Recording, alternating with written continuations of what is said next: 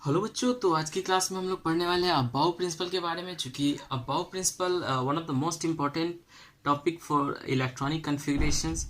सो आज की क्लास में हम लोग ये पढ़ने वाले हैं। ठीक है, तो चलिए देखते हैं अबाउ प्रिंसिपल क्या है ना, इसको अच्छे से देखेंगे।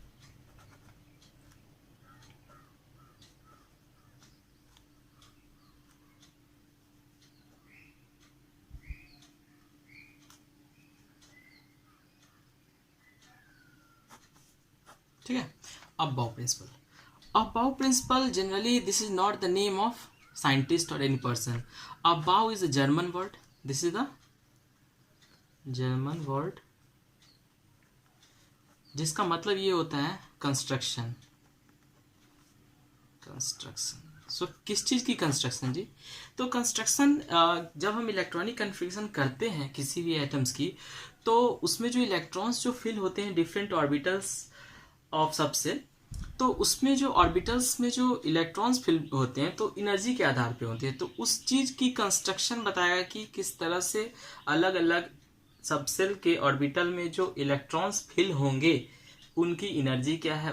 इन्होंने एक कंस्ट्रक्शन का मतलब इसके द्वारा, इस रूल के द्वारा एक कंस्ट्रक्शन, एक फ्रेम दिया गया जिसमें इलेक्ट्रॉन्स जो है अपने डिफरेंट डिफरेंट एनर्जी के आधार पे डिफरेंट ऑर्बिटल के डिफरेंट सबसेल में फिल्ड होगा। ठीक है, तो इसमें क्या था कि पहली बात तो ये कि it is the rule in which electrons in the orbital of different subcell, है ना, it is a rule in which electrons in the it is the rules in which the electrons will be filled in the orbital of different subshell. यानी कि ये एक rule है जिसमें electrons को fill करना है ना, ऑर्बिटल्स ऑफ डिफरेंट सबसेल। ठीक है, आपको पता है कि सबसेल क्या होता है, एस, पी, डी और एफ, ये क्या है, सबसेल है। और इसमें क्या होते हैं, ऑर्बिटल होते हैं। एक ऑर्बिटल एस में होता है, पी में कितने ऑर्बिटल होते हैं, 3 ऑर्बिटल होते हैं, डी के लिए कितने होते हैं, 5, और एस एफ के लिए 7 ऑर्बिटल होते हैं। और इन सब में दो दो इलेक्ट्रॉन होता है। तो ये सबसेल के ऑर्बिटल में इलेक्ट्रॉन्स की फिलिंग करने का ये तरीका है अबाउ प्रिंसिपल। तो ये बहुत ही इंपॉर्टेंट तरीका है। दूसरी तो आप बात कि जो इलेक्ट्रॉन्स जो फिल होगी ऑर्बिटल में, सबसेल के ऑर्बिटल में जो इलेक्ट्रॉन्स फिल होगी, वो इलेक्ट्रॉन्स इंक्रीजिंग एनर्जी के आधार पे होगी। यानी कि डिफरेंट सबसेल की डिफरेंट एनर्जी होती है, तो डिफरेंट सबसेल के ऑर्बिटल की डिफरेंट एनर्जी होती है। इसलिए जो इलेक्ट्रॉन्स फिल्ड होगी इस सबसेल में, इस ऑर्बिटल में, सबसेल के ऑर्बिटल में, उसकी एनर्जी जो होगी अलग होगी। यानी कि पहले वाले की कम होगी, उसके बाद ज़्यादा होगी। तो इलेक्ट्रॉन्स किस में जाएगा, इलेक्ट्रॉन उसमें जाएगा जिसकी एनर्जी कम होगी। ठीक है, तो अबाउ प्रिंसिपल ने एक रूल दिया था जिसमें उन्होंने इस चीज़ को बताया था। तो यानी कि इन्होंने जो प्रिंसिपल दिया उसमें जो इलेक्ट्रॉन्स जो सबसेल में फील्ड होगी, उस सबसेल पहले उसमें इलेक्ट्रॉन जाएगी जिस सबसेल के ऑर्बिटल की एनर्जी कम होगी। सो लिख सकते हैं यहाँ पे, है ना, according to this rule the electrons will be filled in the orbitals of LOWER, lower energy, है ना, then in the orbitals of higher energy। समझ में आ रही बात, हायर एनर्जी। ठीक है, यानी कि according to this rules electron will be filled in the orbitals of lower energy first and then in the orbitals of higher energy. ठीक है, जैसे कि लेट्स सेज यहाँ पे हमने ले रहा है 1s, ठीक है, 2s और यहाँ पे है 2p। तो 2s और 2p, फिर 2p के बाद क्या आता है 3s। तो यहाँ पे इस केस में जिसमें इसकी एनर्जी क्या है, कम है, फिर इसकी एनर्जी ज़्यादा है, फिर इससे ज़्यादा है, फिर से, तो पहले इलेक्ट्रॉन इसमें जाएगा, फिर इसमें, फिर इसमें, फिर इसमें। ये रूल है। अभी हम एक और रूल बताएंगे, उस रूल पे सारा चीज़ क्लियर हो जाएगा। बाउ ने एक और रूल दिया था, उस रूल पे सारा चीज़ क्लियर हो जाएगा। तो जो भी इलेक्ट्रॉन्स फील्ड होंगे डिफरेंट सबसेल के डिफरेंट ऑर्बिटल में, तो ये 1s सबसेल है ना, ये 2s सबसेल है, इसकी अलग ऑर्बिटल है, इसकी अलग ऑर्बिटल है। तो जो इलेक्ट्रॉन्स फील्ड होंगे वो इंक्रीजिंग ऑर्डर में होंगे, यानी कि पहले लोअर एनर्जी वाले में, फिर हाई एनर्जी, फिर उसके बाद जिसकी एनर्जी ज़्यादा होगी। तो ये पता कैसे चलेगा कि किसकी एनर्जी ज़्यादा है? तो अबाउ ने एक रूल दिया था जिससे हम लोग पता कर सकते हैं कि किस ऑर्बिटल, किस सबसेल की एनर्जी कितनी है, ज़्यादा है, इंक्रीजिंग ऑर्डर में वो फील्ड होने वाला है। तो उस आधार पे हम लोग इस चीज़ को देखेंगे, ठीक है। तो वो रूल क्या था? n+l रूल के आधार पे। तो n+l रूल क्या बताता है? तो n+l रूल के आधार पे हम लोग ये जानते हैं कि जो इलेक्ट्रॉन्स जो फील्ड होगा, है ना, सो इसी रूल के आधार पे जिसका n+l रूल क्या होगा? ज़्यादा होगा। जिसका n+l रूल ज़्यादा होगा, यानी कि मतलब जिसकी n+l रूल जो इंक्रीजिंग ऑर्डर में आएगी, जैसे कि n+l रूल की सपोज 1 आती है वैल्यू, 2 आती है, 3 आती है ना, 4 आती है, n+l की वैल्यू अगर सिमिलरली 1 आती है, 2 आती है, 3 आती है, 4 आती है, तो पहले इलेक्ट्रॉन किस में जाएगा? 1 वाले में जाएगा, फिर 2 वाले में जाएगा, फिर 3 वाले में, फिर 4 वाले में। यानी कि कुछ इस प्रकार से n+l की वैल्यू के आधार पे इंक्रीजिंग ऑर्डर में इलेक्ट्रॉन्स फील्ड होगा। तो चलिए हम लोग देखते हैं कि n+l रूल, जैसे यहाँ पे हमने लिया है 1s, 2s, 2p और 3s, ठीक है। लेट सपोज, आप अगले पेज में देख रहे हैं इस चीज़ को, लेट सपोज यहाँ पे 1s है, 2s है, 2p है, ठीक है, 3s है। तो यहाँ पे हमने कितने सबसेल लिए हैं? 1 2 3 4 सबसेल है मेरे सामने में, है ना, 1 2 3 4 सबसेल। 4 सबसेल की अलग अलग एनर्जी होगी। कैसे पता चलेगा? n+l रूल के आधार पे। अकॉर्डिंग टू n+n क्या है यहाँ पे? प्रिंसिपल क्वांटम नंबर है। क्या है ये? प्रिंसिपल क्वांटम नंबर, और l है एजीमुथल क्वांटम नंबर। इसकी वीडियो हमने बना के ऑलरेडी डाल रखी है। आप आई बटन पे क्लिक करके इस वीडियो को लिंक को, क्वांटम नंबर के लिंक को देख सकते हैं। इलेक्ट्रॉनिक कन्फिगरेशन भी देख सकते हैं। दोनों की वीडियोस हमने डाल रखी है। तो n+l रूल के आधार पे चेक करेंगे। चलिए 1s को चेक करते हैं। अच्छा, ये पता होगा कि s के लिए l की वैल्यू जो होती है, l की value of l for s के लिए l की वैल्यू क्या होती है? 0, है ना। p के लिए क्या होती है? 1, और d के लिए क्या होती है? l की वैल्यू 2, और f के लिए l की वैल्यू क्या होती है? 3। देख रहे हैं, s के लिए 0, p के लिए 1 2 3, 0 1 2 3 तक होता है। spd, सॉरी, यहाँ पे spd होगा यहाँ पे, है ना। तो d के लिए 2, f के लिए 3। बात समझ में आ रही है?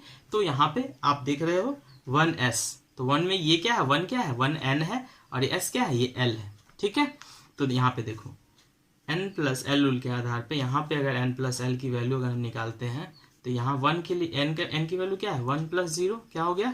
1। इसके लिए 1s के लिए, ये किसके लिए है? 1s के लिए है। 2s के लिए क्या हो जाएगा? यहाँ पे 2s के लिए हो जाएगा 2 + 0, 2 हो गया। 2p के लिए क्या हो जाएगा? 2 + 1 बराबर 3, और 3s के लिए क्या हो जाएगा? 3s के लिए हो जाएगा 3 + 0 बराबर 3। बात समझ में आई?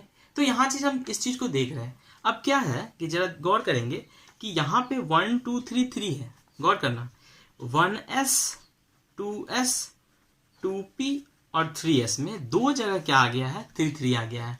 तो अब इसमें भी इसकी ये भी 2p है और यहाँ भी 3s है। तो दोनों की यहाँ पे n+l रूल की वैल्यू तो सेम है, लेकिन अब यहाँ पे n+l की वैल्यू दोनों में सेम है, तो यानी कि ये तो बराबर होना चाहिए था दोनों की एनर्जी को। हो सकता है ये भी पहले आ सकता है, ये भी बाद में, लेकिन ऐसा नहीं होता है। इसमें अब बाउ ने कहा जिसमें n की वैल्यू क्या होगी? कम होगी, पहले उसकी एनर्जी कम होगी। तो यहाँ पे n की वैल्यू किसकी कम है? इसकी नहीं। तो n की वैल्यू इसमें कम है तो इसकी एनर्जी कम है, तो पहले इलेक्ट्रॉन इसमें जाएगी फिर इसमें। तो उन्होंने कहा था कि इस प्रकार से इंक्रीजिंग ऑर्डर में जो है इलेक्ट्रॉन्स फील्ड होगी डिफरेंट सबसेल के डिफरेंट ऑर्बिटल में। बात समझ में आ रही है? दूसरी बात, जो one of the most important तरीका, जो उसने तरीका दिया था लिखने का कि कैसे हम लोग लिखेंगे, कैसे इलेक्ट्रॉन पढ़ेंगे, तो उसने तरीका दिया था अपना, ठीक है। तो उस तरीके को हम इतने आसान तरीके से यहाँ पे फिर से बता रहे हैं ताकि आप अच्छे से समझ सके, ठीक है। जैसे देखोगे तो उन्होंने जो तरीका दिया था जो एनर्जी लेवल के आधार पे, तो उनका ये वे था जो एनर्जी लेवल के आधार से इलेक्ट्रॉनिक कन्फिग्रेशन कैसे लिखा जा सकता था, उस चीज़ को आप देख ले। तो इसका एक ट्रिक बता रहे हैं, school school, public school public school, Delhi public school Delhi public school, foreign Delhi public school, foreign Delhi public school. अब कुछ नहीं कर रहा है, ये सब ये आपको बुक में दे रखा है, इस तरह से जाते हैं ना, लेकिन हम बहुत ही आसान तरीका से school school public school, Delhi public school और foreign Delhi public school, foreign Delhi public school, foreign Delhi public school लिख लेना है। इस तरह से बहुत आसान है। एनर्जी लेवल यही है, इंक्रीजिंग ऑर्डर में ऐसे जाते जाइए, इधर से फिर इधर से फिर इधर से फिर इधर से, ऐसे करोगे इंक्रीजिंग। इसको लिख लो। तो पहले क्या आता है, 1 आता है, तो 1s, फिर 2s आता है, फिर 3s आता है, फिर क्या आता है 4s आता है, फिर 5s आता है, 6s आता है, फिर क्या आता है 7s, फिर 8s। फिर p के लिए लिख लो, 2p आता है, 3p आता है, 4p आता है, 5p आता है, 6p आता है और फिर 7p आता है। d की तरह उसी तरह से 3d है ना, उसके बाद 4d, फिर 5d, 6d और फिर 7d आता है। तो इस तरह से आप लिख लोगे। फिर f के लिए 5f हो गया और फिर 6f। बात समझ में आई?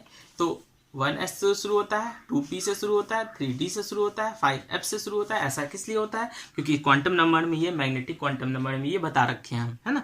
आप उस वीडियो को जाके देखें, आई बटन पर क्लिक करके आपको वो वीडियो मिल जाएगा। काफ़ी अच्छे से हमने समझाया है। वीडियो को पूरा देखें ताकि चीज़ें और अच्छी से तरीके से समझ में आए। तो यहाँ पे क्या होगा, तो अबाउ प्रिंसिपल के आधार पे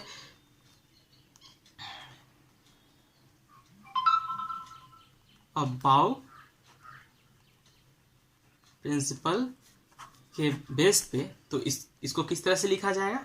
1s की एनर्जी क्या होगी, कम होगी किससे, 2p से। 2p की एनर्जी क्या कम होगी, 3s से। 3s की कम होगी 3p से। 3p की कम होगी 4s से। 4s की कम होगी 3d से। 3d की कम होगी 4p से। फिर 4p की कम होगी किससे, 5s से। और 5s की कम होगी 4d से। 4d की कम होगी 5p से। 5p की कम होगी 6s से। 6s की कम होगी 5f से। 5f की कम होगी 5d से। आप देख सकते हैं किसी भी ऑर्बिट को उठा लो, n+l रूल आपको दिखेगा यहाँ पे। जैसे लेट्स से ये 5s और 4d है, तो 5s का n+l रूल क्या होगा, l वैल्यू क्या होगा, 5 + 0 5, और यहाँ पे क्या हो गया 4 + d की क्या होती है l वैल्यू, d की 2 होती है, तो 4 to 6, यानी कि ऑब्वियसली ये ज़्यादा है n+l वैल्यू, तो ये बाद में आ रहा है, ये पहले आ रहा है। फिर आगे 5p देखेंगे। 5p में क्या है, 5 + 1 हो गया, यहाँ भी 6 होगा, लेकिन ये तो बराबर है। लेकिन पहले मैंने क्या बोला, जब बराबर होगी फिर भी किसको देखना है, n को देखना है। जिसकी n की वैल्यू कम होगी उसकी एनर्जी कम, इसीलिए ये बात समझ में आ रही है। समझ सकते हैं, चीज़ें क्लियर होगी अच्छी तरह से। अगर नहीं समझ आए वीडियो को फिर से रिपीट करें। और ये सब चीज़ अगर नहीं समझ में आ रहा तो पहले SPDF अगर नहीं समझ में आ रहा है, ये सबसेल है ना, सेल है, ऑर्बिटल है, ये सब नहीं समझ में आ रहा तो प्लीज़ क्वांटम नंबर की वीडियो को देखें, समझें, है ना। बुक्स को कोशिश करें थोड़ा बहुत पढ़ें, तो चीज़ें काफ़ी क्लियर हो जाएगी। ठीक है, तो जैसे फॉर इलेक्ट्रॉनिक कन्फिगरेशन किसी भी वैल्यू का लेते हैं, जैसे लेट्स से कोई एलिमेंट है, सोडियम है ना। सोडियम के एटॉमिक नंबर कितनी होती है, 11, जेड से रिप्रेजेंट करते हैं। तो 1s 2s 2p होता है इस तरह से ऑर्बिटल, मतलब इस तरह से सबसेल तो इस तरह से है। और s में कितने ऑर्बिटल, 2। s में कितने ऑर्बिटल, 2। p में कितने, 3। तो s में 2 ऑर्बिटल होते हैं, तो s में 2 ऑर्बिटल होते हैं, तो सॉरी, ठीक है, s में कितने ऑर्बिटल होते हैं, 2। फिर 2p में 3, और फिर क्या होता है, 3s आता है। आप देख सकते हैं सीक्वेंस तो हम बता रखे हैं, 1s 2p 3s और 3p। तो हम इसी तरह से लिखे हैं यहाँ भी 1s 2s 2p 3s और फिर 3p लिखेंगे। लेकिन चूंकि 11 इलेक्ट्रॉन ही फुलफिल करना है ना, तो s में मैक्सिमम 2 ऑर्बिटल में कितने इलेक्ट्रॉन जाएंगे, 2। इसमें कितने जाएंगे, 2। फिर इसमें p में मैक्सिमम 6 जा सकते हैं, तो 6 लिख दिए, है ना। क्योंकि आप देख सकते हैं ऑर्बिटल इस तरह का होता है, और प्रत्येक ऑर्बिटल में 1 2 3 4 5 6 इलेक्ट्रॉन। इसमें 2 इलेक्ट्रॉन, और इसमें भी s में 2 इलेक्ट्रॉन, s सबसेल में 2 इलेक्ट्रॉन, s ऑर्बिटल में 2 इलेक्ट्रॉन होते हैं। तो यहाँ पे कितने हो गए, 10 हो गया, टोटल बचे 11। एक यानी कि बॉक्स पहले ही था बड़ा, लेकिन उसमें बचा चूंकि 11 ही फिल करना था, तो यहाँ पे हो गया था 3s1। तो इस तरह से टोटल इलेक्ट्रॉनिक कन्फिग्रेशन भी हम बता रखे हैं। वीडियो को आप आई बटन पे क्लिक करके वीडियो को देखिए। इलेक्ट्रॉनिक कॉन्फ़िगरेशन में कुछ एक्सेप्शन है, कॉपर है, क्रोमियम है, पैलेडियम है ना, इन चीज़ों का एक्सेप्शन है, हम लोग बता रखे हैं, उसमें अच्छे से बता रखे हैं। प्लीज़ वीडियो को अच्छे से देखिए, लाइक सब्सक्राइब करें वीडियो को, और देन गुड बाय, एंजॉय। ठीक है, फिर अगली क्लास में लेके आएंगे वीडियो आपके लिए।